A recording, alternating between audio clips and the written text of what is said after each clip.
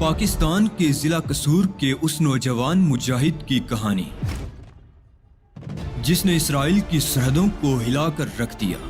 اسلام کی بقا کی جنگ لڑنے والے اس مجاہد کی طویل داستان سننے سے پہلے چینل کو سبسکرائب کیجیے تاکہ کہانی کی تمام ترقصات آپ تک ہمیشہ پہنچتی رہیں۔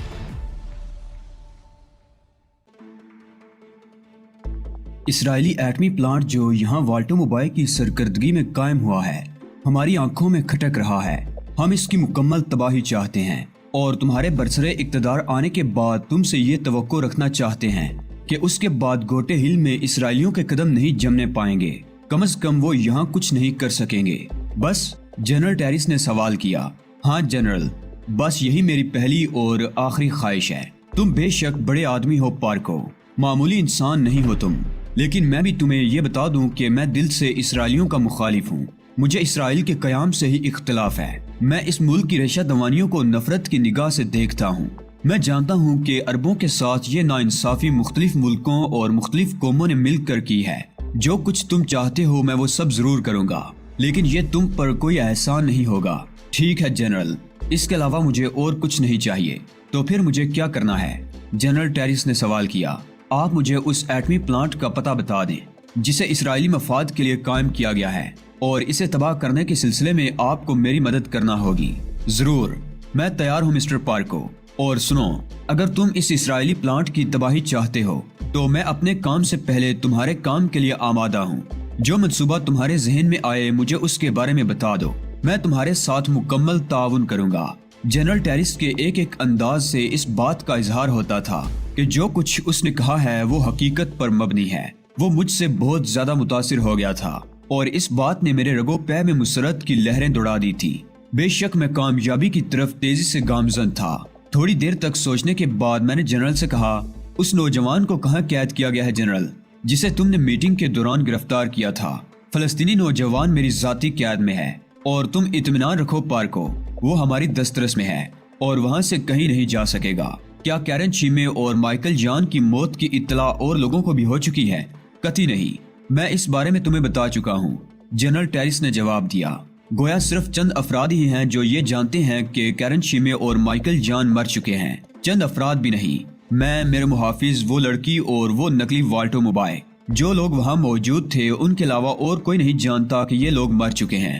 تو اس کا مطلب یہ ہوا کہ ابھی یہ اطلاع باہر نہیں نکلی اور شاید نکلے گی بھی نہیں۔ میں نے خود کلامی کے انداز میں آہستہ سے کہا اور پھر جنرل کو مخاطب کیا، میں چاہتا ہوں کہ آپ مجھے ایک بار وہ جگہ دکھا دیں جہاں ایٹمی پلانٹ واقع ہے۔ وہ جگہ ہی نہیں، میں تمہیں اس ایٹمی پلانٹ کا معائنہ بھی کرا دوں گا۔ کس حیثیت سے جنرل؟ میں نے سوال کیا۔ میں وہاں جا سکتا ہوں، میرے اختیارات میں کوئی کمی نہیں ہوئی ہے اور ابھی تک کسی کو مجھ پر کوئی شبہ نہیں ہے۔ ٹھیک ہے جنرل، میں ایک اور بات بھی سوچ رہا تھا۔ آپ نے میرے میک اپ کا اندازہ کر لیا ہوگا۔ میں کیرن چیمے یا مائیکل جان کی حیثیت سے آپ کے ساتھ ایٹمی پلانٹ تک جا سکتا ہوں تاکہ وہاں کے سرکردہ لوگ کسی قسم کا شبہ نہ کر سکیں۔ مسئلہ امریکن ایف بی آئی کا بھی ہے۔ ڈینس سیلے اس سلسلے میں والٹو موبائل کی امداد کر رہا ہے اور ہمیں اس کی خطرناک شخصیت کو پیش نظر رکھنا ہوگا۔ جنرل ٹیریس اچھل پڑا تھا۔ اس نے متخیرانہ انداز میں مجھے دیکھتے ہوئے کہا، کمال ہے، تمہاری سوچ کس قدر تیز ہے، تم کتنی جلدی فیصلہ کر لیتے ہو پارکو۔ تو آپ کو یہ بات منظور ہے جنرل؟ 100%۔ جب بھی تم چاہو میرے ساتھ ایٹمی پلانٹ کا معائنہ کر سکتے ہو۔ کیا آپ مجھے کوئی ایسا مواقع فراہم کر دیں گے جنرل کہ میں اس فلسطینی نوجوان سے ملاقات کر سکوں؟ ساؤتھ پارک ہیون ایک محفوظ عمارت ہے، اس میں کسی کو کوئی شبہ نہیں ہے، اور اب تو میں اسے فولاد پلائی دیواروں کی مانند بنا دوں گا کیونکہ کیتھی براؤن یہاں موجود ہے۔ تم اس شخص سے ملاقات یہاں بھی کر سکتے ہو۔ تو پھر جنرل، کل اسی وقت میں اس فلسطینی نوجوان سے اسی عمارت میں ملاقات کرنا چاہتا ہوں۔ وہ یہاں پہنچ جائے گا، جنرل نے جواب دیا۔ کل دن میں کسی بھی وقت آپ سے رابطہ قائم کر کے نیا پروگرام آپ کے سامنے پیش کر دوں گا۔ بہتر ہوگا کہ آپ مجھ پر پورا بھروسہ کریں۔ میں یہ تو نہیں کہہ سکتا کہ میرے زیر نگرانی کام کریں، لیکن جو کچھ میں کہوں اس پر غور ضرور کر لیں۔ جنرل نے اپنی جگہ سے اٹھ کر میرا ہاتھ اپنے ہاتھ میں لیتے ہوئے کہا، نہیں پارکو، تمہاری خوبیوں کا میں بار بار اعتراف کر چکا ہوں۔ یوں سمجھ لو کہ میرا مشن اب تمہارے حوالے ہے، اور یہ بہت بڑی بات ہے جو میں نے تم سے کہی ہے۔ میں نے پرتپاک انداز میں جنرل کے ہاتھ کو دبایا اور اس کے بعد واپسی کی اجازت لی۔ جنرل اور کیتھی براؤن مجھے باہر چھوڑنے آئے تھے۔ واپس محل پہنچا تو حالات پرسکون تھے، کوئی تبدیلی نظر نہیں آ رہی تھی۔ جوزی اپنی آرام گاہ میں موجود تھی، چنانچہ میں اسی کی طرف چلا گیا اور رات کو نہ جانے کتنی دیر تک منصوبے بناتا رہا۔ کیتھی براؤن کی گمشدگی کا کوئی خاص چرچا نہیں تھا، ممکن ہے یہ اس کے معمولات میں سے ہو۔ اگر اصل والٹو موبائل یہاں موجود ہوتا تو یقینی طور پر کیتھی کی تلاش کے سلسلے میں خصوصی توجہ دی جاتی یا کچھ ہنگامہ آرائیاں ہوتی۔ میکیوائی کی غیر موجودگی کو بھی محسوس نہیں کیا گیا تھا۔ محل میں معاملات جوں کے توں چل رہے تھے۔ دوسری صبح جوزی یعنی تہذیب نے مجھ سے ملاقات کی اور کہنے لگی، تو کی طرف سے ایک نیا پیغام ملا ہے، مجھے اس سلسلے میں تم سے مشورہ کرنا ہے علی۔ ہاں کہو تہذیب۔ تو کا کہنا ہے کہ میں جوزی کی حیثیت ختم کر کے محل سے نکل جاؤں اور ان کے ساتھ مصروف عمل رہوں۔ یہاں کی تمام ذمہ داریاں وہ تمہیں سونپنا چاہتا ہے۔ اس نے مجھ سے مشورہ کیا تھا اور تمہارے بارے میں میری رائے دریافت کی تھی۔ میں نے اسے بتایا کہ میں آج تک جو کچھ بھی کرتی رہی ہوں اس میں تمہارے مشورے شامل رہے ہیں۔ اس بات پر اس نے بہت زیادہ اطمینان کا اظہار کیا اور تمہارے لیے یہ پیغام دیا ہے کہ گرین پول کی طرف سے تمہیں ایک مستقل حیثیت دی جائے گی اور تمہاری ان کاوشوں کا تمہیں بھرپور صلہ ملے گا۔ میں نے تمہارے سلسلے میں اس سے بات کر لی ہے، لیکن میں نے یہ بھی کہہ دیا ہے کہ اس سلسلے میں حتمی فیصلہ تم سے مشورے کے بعد ہی کیا جا سکتا ہے۔ میں سوچ میں ڈوب گیا تھا۔ پھر چند لمحے بعد میں نے کہا، لیکن تہذیب، تم سے رابطہ منقطع ہو جانے کے بعد مجھے کافی پریشانیوں کا شکار ہونا پڑے گا۔ نہیں، ایسی کوئی بات نہیں ہے۔ یہ ٹرانسمیٹر ہے جو خاص طور سے گرین پول کے لیے تیار کرایا گیا ہے اور اس کی فریکوینسی کو دنیا کے کسی بھی ٹرانسمیٹر پر کیچ نہیں کیا جا سکتا۔ صرف اسی قسم کا ٹرانسمیٹر اس کے پیغام وصول کر سکتا ہے۔ میرا تم سے مسلسل رابطہ رہے گا۔ اس کے باوجود اگر تم محسوس کرو تو کسی بھی وقت مجھے طلب کر سکتے ہو۔ میں چند لمحے سوچتا رہا، پھر میں نے کہا، اور والٹو موبائل کے سلسلے میں کیا خیال ہے؟ کیا مطلب؟ میرا مطلب ہے تمہارا جو آدمی یہاں موجود ہے اس کا مجھ سے رابطہ رہے گا، 100% رہے گا۔ اس سے بھی اس سلسلے میں بات کر لی جائے گی۔ اگر گرین پول اس بات کو مناسب سمجھتی ہے تو مجھے کیا اعتراض ہو سکتا ہے؟ لیکن یہ سمجھ لو تہذیب کہ اب میں اپنی کوئی رائے اس سلسلے میں نہیں پیش کر سکوں گا۔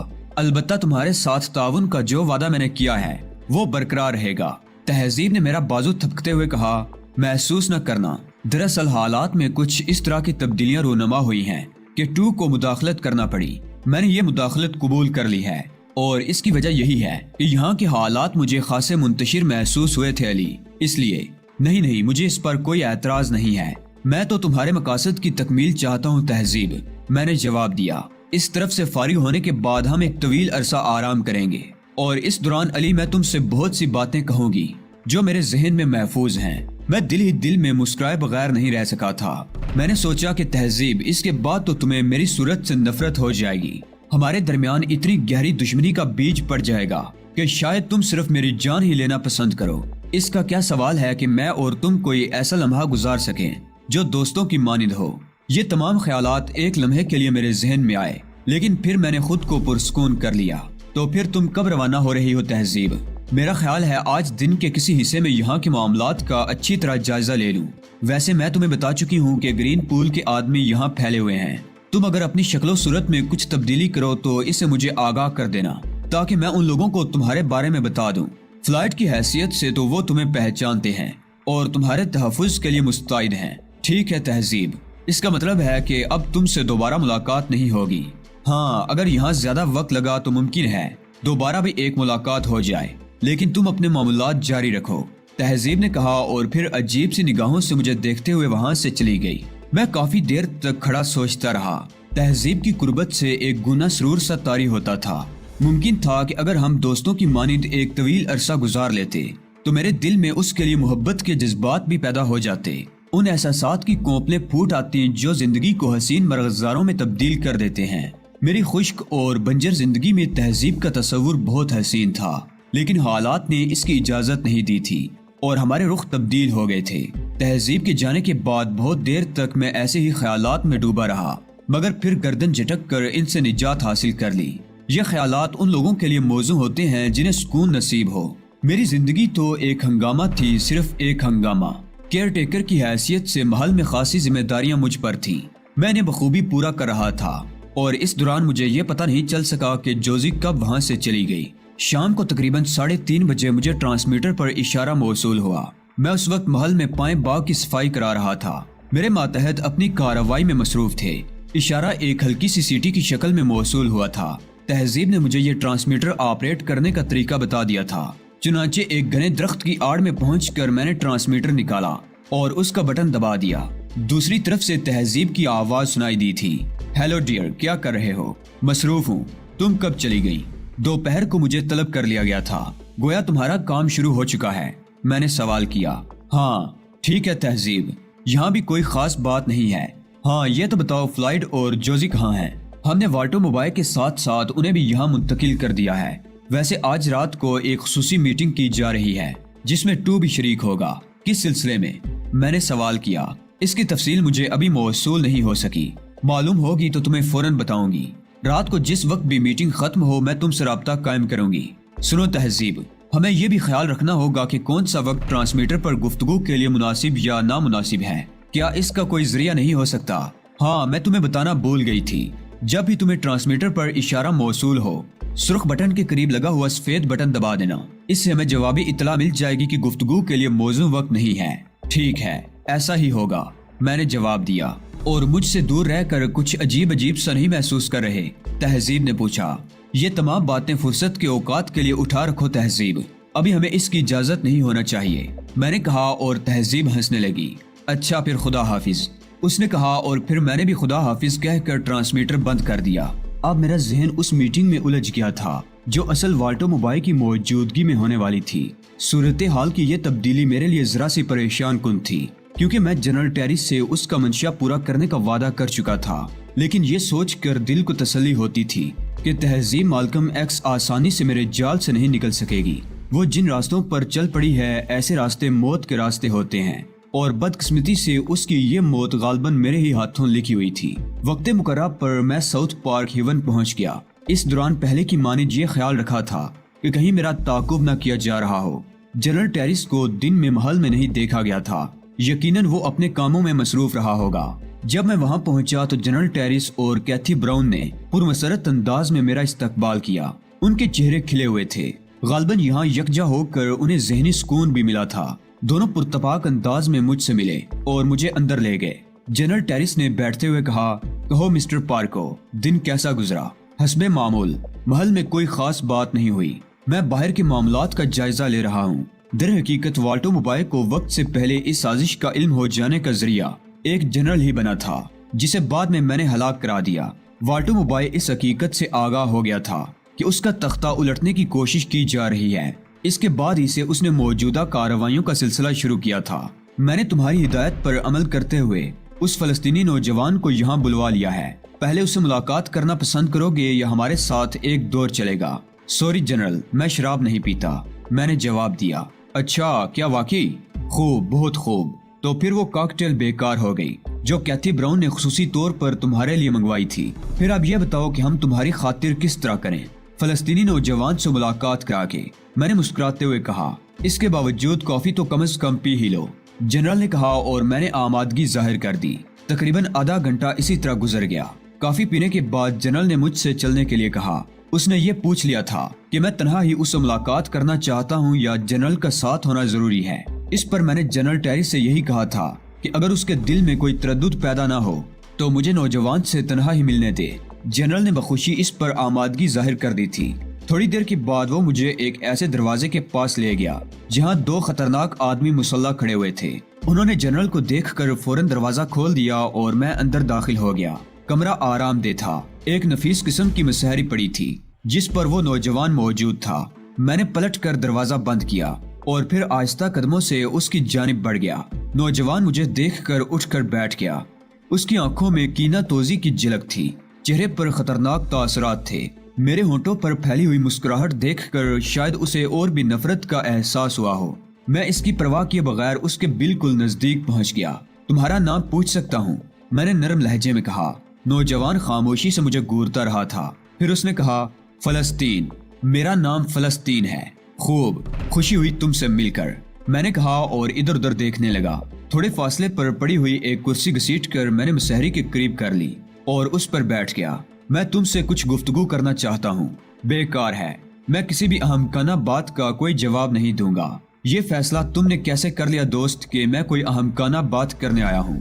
تم سب لوگ جو کچھ کہنا چاہتے ہو مجھے اس کا پہلے ہی اندازہ ہے ڈیئر۔ ابھی تک میں تمہارے نام سے واقف نہیں ہو سکا، لیکن بہرحال نام سے مجھے کوئی دلچسپی نہیں ہے۔ میں میک اپ میں ہوں۔ اس سے پہلے جب تم گرفتار ہوئے تھے میں وہیں موجود تھا اور ایک اور شخص کی شکل میں تھا جس کو میکوائی کہہ کر مخاطب کیا جا رہا تھا۔ غالباً تم اس شخص کو نہیں بھولے ہو جس نے دونوں یہودیوں میں سے ایک کو اس وقت روکا تھا جب وہ پستول نکال کر تم پر فائر کرنا چاہتا تھا۔ میرے اس انکشاف نے نوجوان کے چہرے پر ایک لمحے کے لیے تبدیلی کے آثار پیدا کر دیے تھے، لیکن وہ صرف ایک لمحے ہی کی بات تھی۔ کیا کہنا چاہتے ہو؟ میرے اوپر احسان جتانا چاہتے ہو؟ نہیں، بلکہ یہ کہنا چاہتا ہوں کہ اس وقت تمہیں بچانے کے لیے میں نے بہت بڑا خطرہ مول لیا تھا، اپنی شخصیت کو داؤ پر لگا دیا تھا۔ اگر ان لوگوں کو مجھ پر شبہ ہو جاتا تو میرا وہ سارا منصوبہ ناکام ہو سکتا تھا جس کی تکمیل کے لیے میں یہاں آیا تھا۔ میں تمہاری کوئی بات نہیں سمجھ سکا ہوں۔ اگر میں تم سے یہ کہوں دوست کہ میرا بھی تعلق تنظیم آزادی فلسطین سے ہے تو یہ بتاؤ تمہیں یقین دلانے کے لیے مجھے کیا کرنا ہوگا؟ نوجوان پھر چونکا تھا۔ وہ دیر تک میرے چہرے پر نظریں جمائے رہا اور پھر اس نے کہا، میں اسے بھی تم لوگوں کی ایک چال ہی تصور کروں گا۔ مجھے اپنا میک اپ خراب کرنا پڑے گا ورنہ میں اپنی اصل شکل بھی دکھا سکتا تھا۔ مجھے اس سے کوئی دلچسپی نہیں ہے۔ تم یہ بتاؤ کہ تنظیم کا بتا کر تم مجھ سے کیا چاہتے ہو؟ نوجوان بولا، تمہیں یہ باور کرانا چاہتا ہوں مسٹر فلسطین کہ میں تنظیم میں شریک ہوں اور فاخرہ یعقوبی کے مشن میں اس کی مدد کرنا چاہتا ہوں۔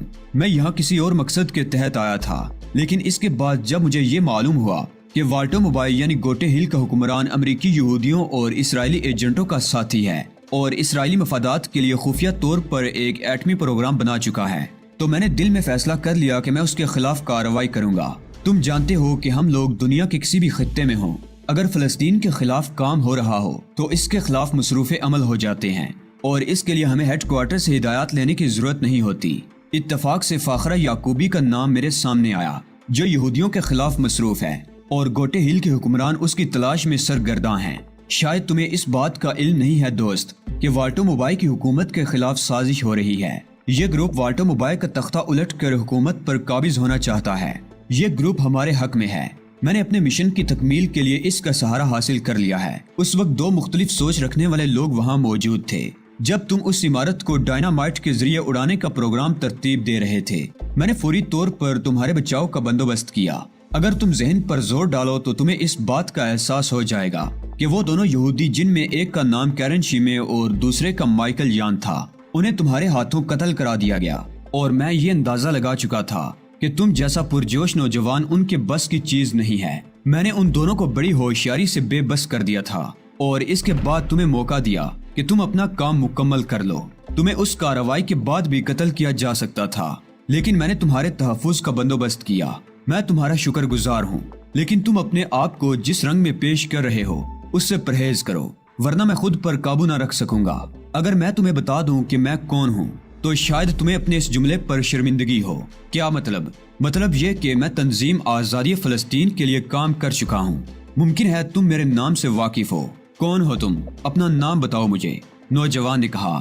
اب وہ کسی قدر متاثر نظر آ رہا تھا۔ میں نے دل میں سوچا کہ اب مجھے کیرن شیمے کا میک اپ اختیار کر کے اپنے مشن کا آغاز کرنا ہے، اس لیے اگر فلائٹ پیٹرسن کا میک اپ اتار بھی دوں تو کوئی فرق نہیں پڑے گا۔ میں نے اپنے چہرے سے میک اپ اتارنا شروع کر دیا۔